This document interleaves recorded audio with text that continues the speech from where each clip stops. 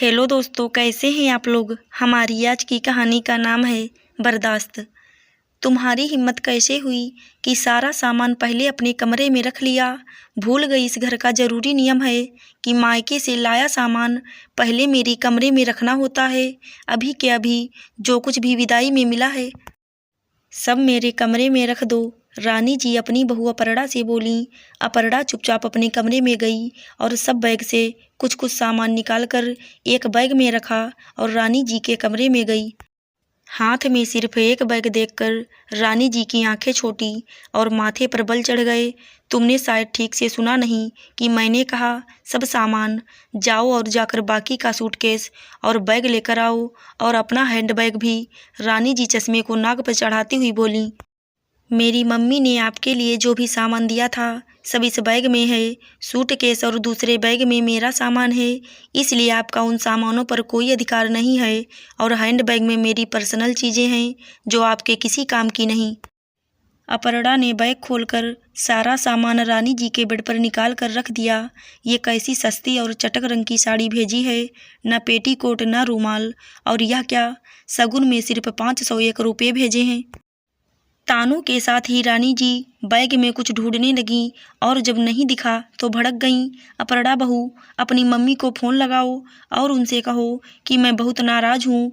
क्या उन्हें इतनी भी अक्ल नहीं कि सर्दियाँ शुरू हो गई हैं और उन्हें अपनी समधन के लिए स्वेटर या शाल भी भेजना चाहिए। अरे नहीं पता था तो क्या फ़ोन से पूछ नहीं सकती थी।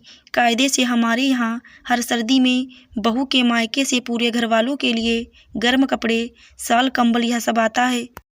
अरे कंजूसी की भी हद होती है। कोई ऐसे फकीरों की तरह विदा करता है क्या अपनी बेटी को। बस मम्मी जी बहुत हुआ, आप कब से मेरी मम्मी का अपमान किए जा रही हैं। कंजूस मेरी मम्मी नहीं, आप हैं।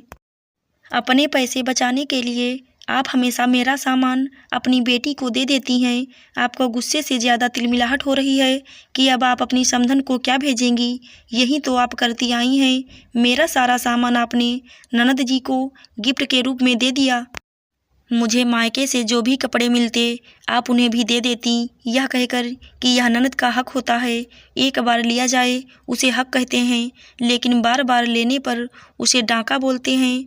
ननद जी और उनकी सास को जो कुछ भी देना है आप वो सब मेरे मायके से मंगवा कर उन्हें देती और अपनी ठसक बनाती, तो उस हिसाब से फकीर आप हुई ना कि मेरी मम्मी बहुत बर्दाश्त कर लिया, लेकिन अब मेरे मायके का सामान मैं आपको ननद को नहीं देने दूंगी।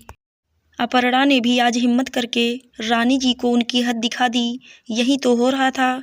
जब से अपरड़ा बहू बनकर आई उसके सारे सामान पर रानी जी कुंडली मार कर बैठ जाती। उसका सामान गिफ्ट के रूप में बेटी के ससुराल पहुंचा दिया और उसके सूटकेस में से साड़ियाँ निकालकर खुद रख ली और कुछ बेटी को और समधन को दे दिया। बेटी की सास इतना सब पाकर रानी जी की तारीफों के पुल बांधने लगीं, जिसे सुनकर रानी जी फूले नहीं समा रही थी। लेकिन इन सब में बेचारी अपरड़ा का दिल दुखी होता, जिसकी रानी जी को क्या उसके पति शशांक को भी कोई फर्क नहीं पड़ता था।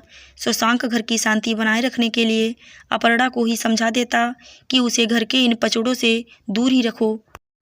अपरड़ा समझ चुकी थी कि रानी जी के लालच को रोकने के लिए अब उसे ही हिम्मत दिखानी होगी, क्योंकि उसके मायके के सामान पर सिर्फ और सिर्फ उसी का हक है। इसलिए इस बार जब वो मायके से आई तो उसने अपना सामान रानी जी को नहीं दिखाया और उनके लिए जो भी सामान आया था वही उनके सामने रख दिया और उन्हें भी अच्छे से समझा दिया कि अब वो गलत चीज़ें बर्दाश्त नहीं करेगी। आशा करती हूँ दोस्तों आपको हमारी कहानी ज़रूर अच्छी लगी होगी। धन्यवाद।